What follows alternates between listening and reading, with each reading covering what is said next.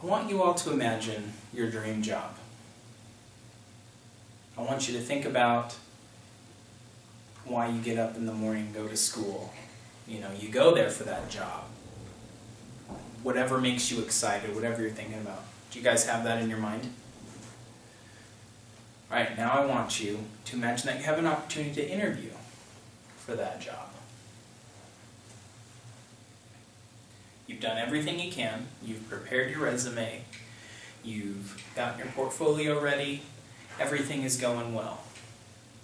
You walk into the office. You're feeling pretty confident. You're pretty good. You talk to the receptionist. She invites you to go to the office and says that he'll be in a minute. Okay. As you walk up to his office, you realize that it's the office of Donald Trump. Okay. Daunting, isn't it?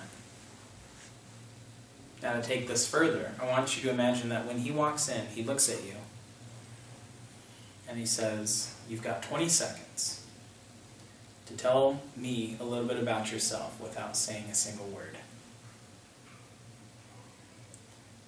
What do you do? How do you show him how you feel about this job and why it should be you, that you're professional, that you're excited, that you're ready? You walk up and you shake his hand. We know that in the first 60 seconds, a lot is impressed upon us about a person. And those are very long-lasting impressions, actually. First impressions last the longest.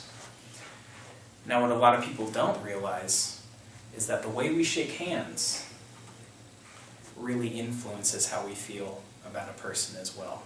Whether that's intended, unintended, or subconscious. It's something that we really need to think about when we're interviewing for a job or meeting someone for the first time. It's something we really want to look out for.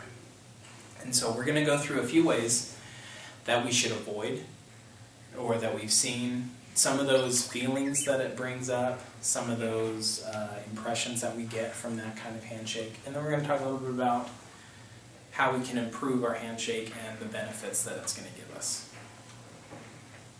The first one I want to talk about is the bone crusher. Okay, this is something that's very uncomfortable. It doesn't feel good. It hurts. It's something that you use if you want to dominate or show aggression. When you shake someone's hand or someone shakes your hand, you generally feel a lot of anonymity between yourself and that person. That message is strongly conveyed here when you're crushing someone's hand. It's not going to end well for you, I guess you could say. Next we have the sweaty McSweaterson. Okay. Clammy hands, sweaty palms is a sign of nervousness, and there's not a lot that some people can do about this.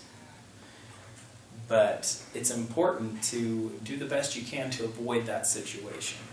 You know, whether you wipe your hands subtly before you shake someone's hand to kind of get some of that moisture off, or whatever you can do, kind of breathe and try to get some of that tension out of you.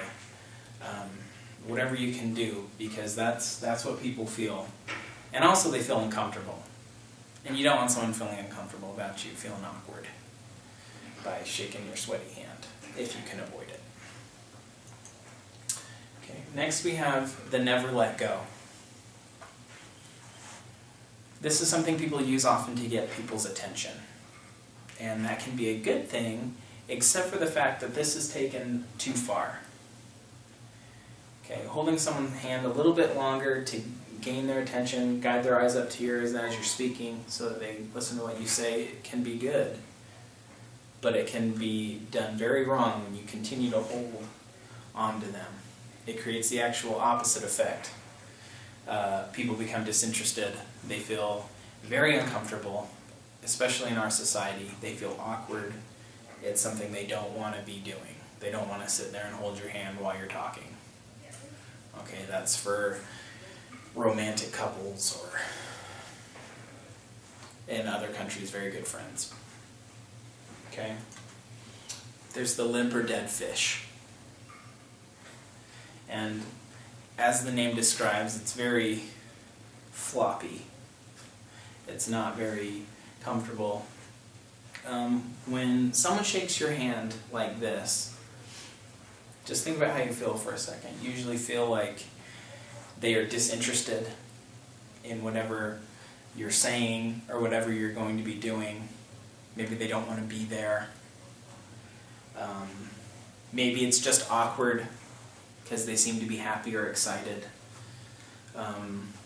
It's just all around kind of a weird situation to be feeling that. Okay, but it also can show signs of apathy or frustration with something. Just, let's get this out of the way, whatever. And that's not something you want to convey when you meet someone as well.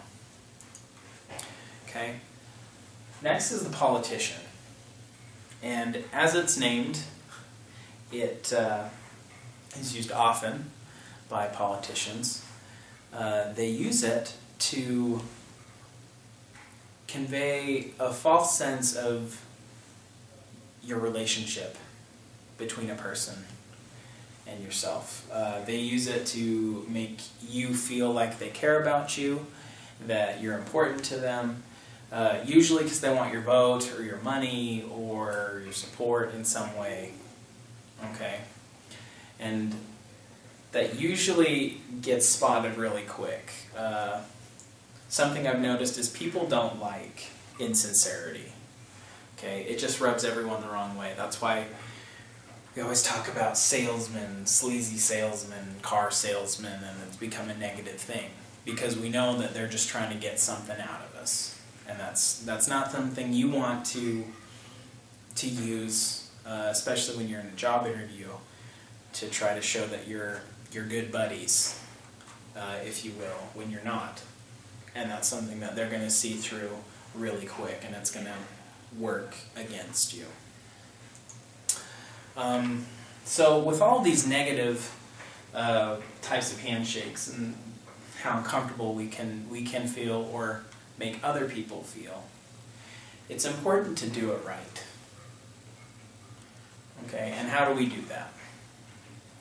Well, holding your hand open as you go in to shake hands is very important. It gets you all the way in so you avoid the limp or dead fish or anything too awkward, the bone crusher usually. If your fingers are spread out, you can get all the way in before they're crushing your fingers. Okay, you meet them halfway when you shake their hand. You don't go all the way to them. You don't let them come all the way to you. Okay, because that just is a little bit awkward for both sides, and it shows someone's kind of in control of the situation.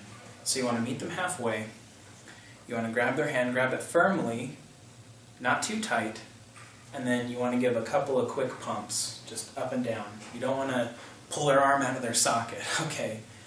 You definitely don't want to do that. But you really want them to feel like you're professional, that you're respectful, you respect their authority, but at the same time you're willing to put in the effort that you need to in your work.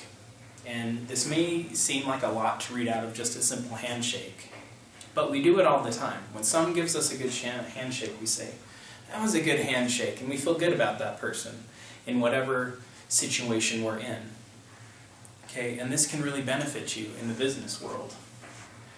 It's a great way to meet people for the first time and get good impressions, and it's really going to bolster your networking skills as you improve your handshaking abilities, and as you try to really think about what you're conveying when you shake someone's hand that you don't know or that you're meeting again from a long time ago or whatever it is. Okay, it's really important to just think about that when you're shaking someone's hand. What kind of message do you want to convey?